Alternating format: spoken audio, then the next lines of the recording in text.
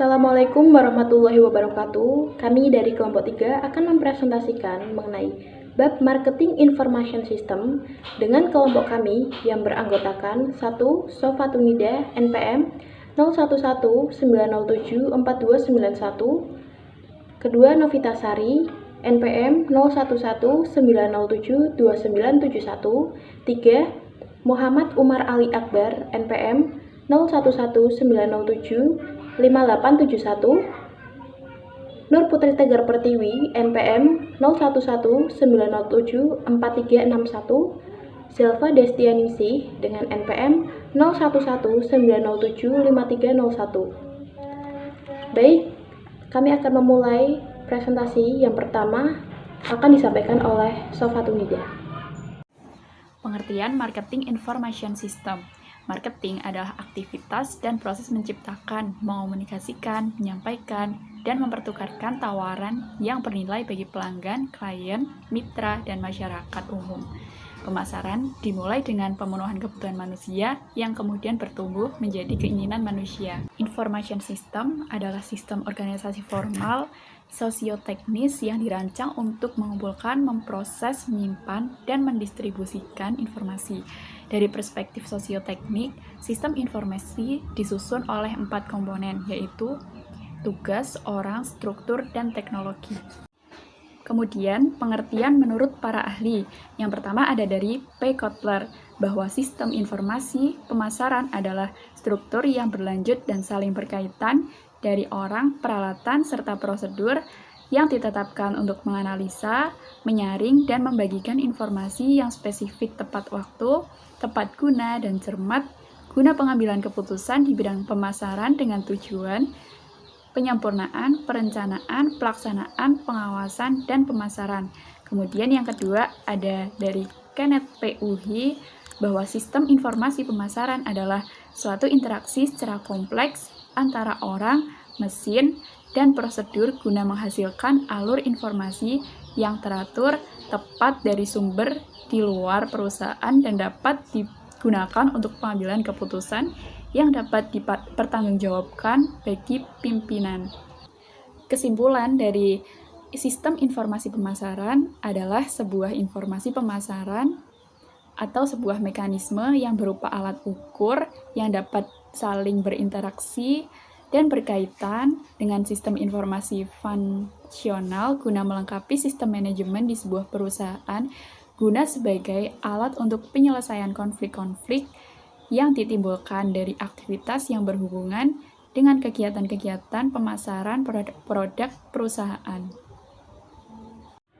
Baik, selanjutnya ada fungsi dari Marketing Information System, antara lain yaitu 1. Perencanaan pemasaran yang tepat, 2. Mengantisipasi permintaan pelanggan, 3. Membantu dalam menganalisis persaingan, 4. Meningkatkan efisiensi, 5. Pemahaman yang lebih baik dengan pelanggan, 6. Mengenali tren dan perubahan pasar, 7. Meningkatkan kinerja manajemen. Kemudian ada jenis Marketing Information System, antara lain yaitu 1. Marketing intelijensi. Marketing intelijensi yaitu informasi yang diperoleh dari lingkungan perusahaan, kemudian diserap dan diterapkan di dalam perusahaan. Selanjutnya ada internal marketing information, yaitu suatu informasi yang dihimpun dari dalam perusahaan. Selanjutnya, marketing communication, yaitu sistem marketing yang diperoleh dari perusahaan ke lingkungan perusahaan. Proses dalam marketing information system. Alur data informasi dari model sistem informasi pemasaran yaitu dari lingkungan pemasaran, seperti segmen dan target pasar, kompetitor, dan kekuatan lingkungan, maka manajer pemasaran mampu dalam mengembangkan informasi. Pengembangan informasi terdiri atas sistem internal record, marketing intelligence, marketing research, dan discussion support, di mana keempatnya saling berkaitan. Dari pengembangan informasi tersebut, maka manajer pemasaran dapat menilai kebutuhan informasi dan juga dapat melakukan distribusi informasi dari sistem tersebut.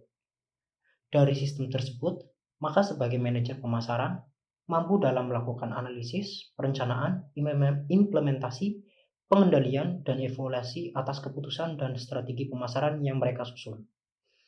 Dari analisis dan perencanaan, maka manajer pemasaran dapat membuat keputusan dan komunikasi pemasaran terhadap lingkungan pemasaran.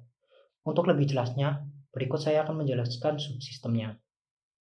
Sistem pencatatan internal atau internal data. Sistem ini merupakan semua catatan dan data historikal dari semua transaksi dan hasil analisa serta laporan dari internal departemen dan internal perusahaan.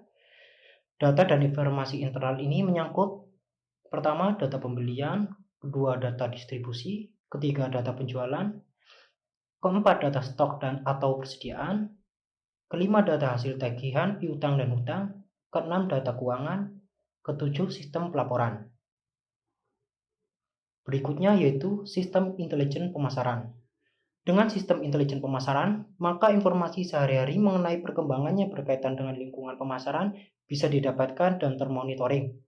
Sumber data lingkungan pemasaran didapat perusahaan dari berbagai cara, seperti pengamatan langsung oleh para manajer di mana data didapat saat para manajer turun ke lapangan atau kunjungan ke pasar atau saat ke distributor. Yang kedua, data dari sales team.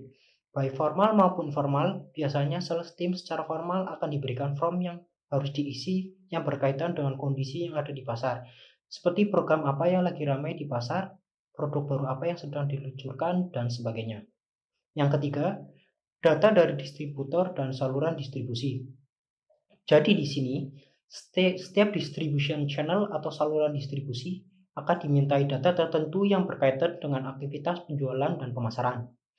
Data dari Ghost Shopper.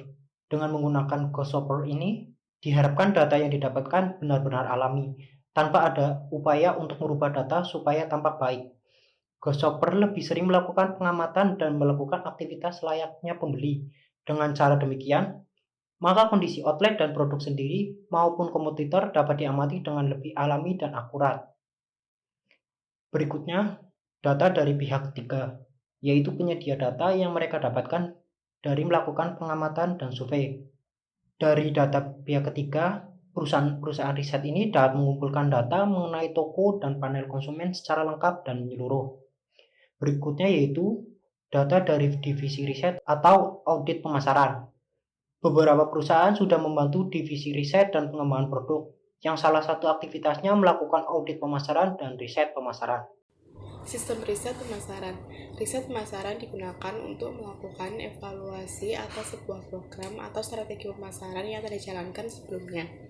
Biasanya digunakan untuk sebuah program yang besar yang melibatkan komponen pemasaran yang cukup kompleks, karena hasil analisa oleh internal tim saja tidak cukup, maka perusahaan merasa perlu melakukan analisa yang lebih mendalam yang kadang melibatkan lingkungan pemasaran yang lebih luas dan komponen pemasaran yang lebih banyak. Sistem analisis pendukung keputusan pemasaran. Sistem pendukung keputusan pemasaran atau marketing decision support system memiliki fungsi untuk memberikan data dan informasi untuk membantu manajer pemasaran dalam melakukan analisa dan pengambilan keputusan.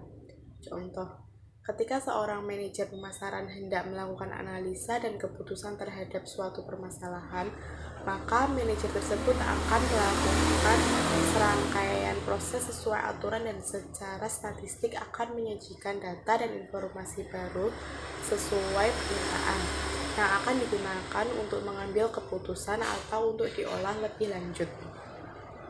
Saya Zalfa Destianingsih akan melanjutkan materi dari Mbak Putri, yaitu kendala-kendala yang dihadapi dalam marketing information system.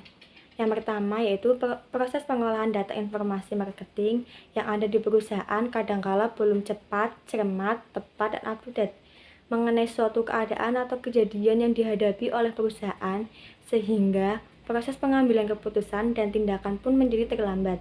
Yang kedua, kendala dalam pengumpulan, pengolahan, dan penyajian informasi-informasi marketing perusahaan secara terintegrasi antara bagian-bagian yang selalu berhubungan atau terkait satu sama lainnya dalam proses operasional perusahaan, misalkan antar bagian persediaan dengan bagian kredit atau penjualan. tidak tersedianya komputerisasi MKIS atau Marketing Information System yang canggih di perusahaan. Selanjutnya, ada upaya-upaya yang perlu dilakukan untuk mengatasi permasalahan dalam hal Marketing Information System.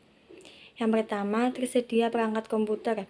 Tersedianya perangkat komputer yang canggih dan mengolah data marketing sehingga dapat mengintegrasikan serta mengolah data yang ada sehingga terciptanya suatu sistem yang online dalam marketing information system perusahaan. Yang kedua yaitu sumber daya manusia atau SDM. SDM yang memenuhi kualifikasi dan mampu mengoperasikan komputer yang canggih harus tersedia, sehingga beberapa kegiatan operasional perusahaan memperoleh kedukungan yang memadai, yang pada akhirnya dapat diperoleh suatu competitive advantage di bidang otomatisasi perkantoran. Baik, sekian dari kelompok kami. Saya Novita Sari selaku perwakilan dari kelompok 3 mengucapkan banyak terima kasih dan mohon maaf atas kekurangan dari presentasi yang kami sampaikan. Terima kasih. Wassalamualaikum warahmatullahi wabarakatuh.